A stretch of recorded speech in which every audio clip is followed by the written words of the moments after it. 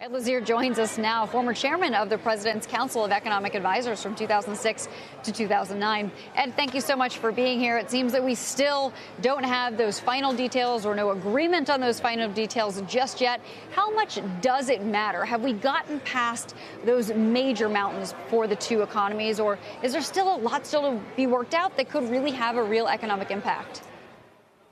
Well, obviously, there can always be things that will come in the future that can have an impact. But the deal is a good one. I think this is actually very good news for the U.S. economy. It's important that we finally got this thing going. We've been talking about it for a long time. The tariffs were supposed to be a vehicle that would get us to a trade deal. It looks like we finally got there, so that's great.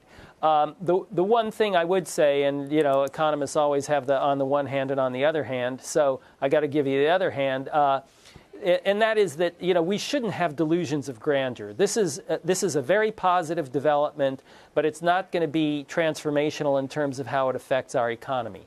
If we take the administration's numbers as given and assume that they're accurate, and there's no reason to assume that they won't be accurate, we're talking about something like a 0.5 percentage point of GDP. So that's good. 0.5 percentage point of our GDP is a big number, but it's not something that completely transforms our economy.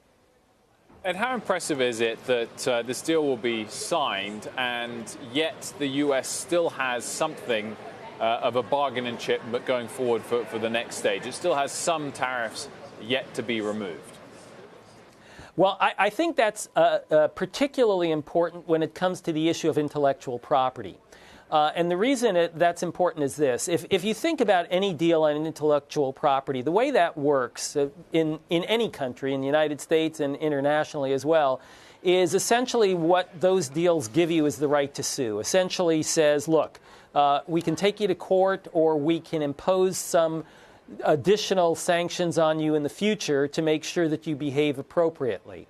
So to the extent that tariffs are a potential threat down the road, that can get the Chinese to adhere more closely to a deal on IP. That's the big one, really, because, that's the one that probably bothers the United States more than anything else. Intellectual property theft, not just at the level of Chinese firms, but at the level of the government, has been a real sore point for us. And so the ability to get back and do something in the future, hold out some threats, is probably an important component of the deal.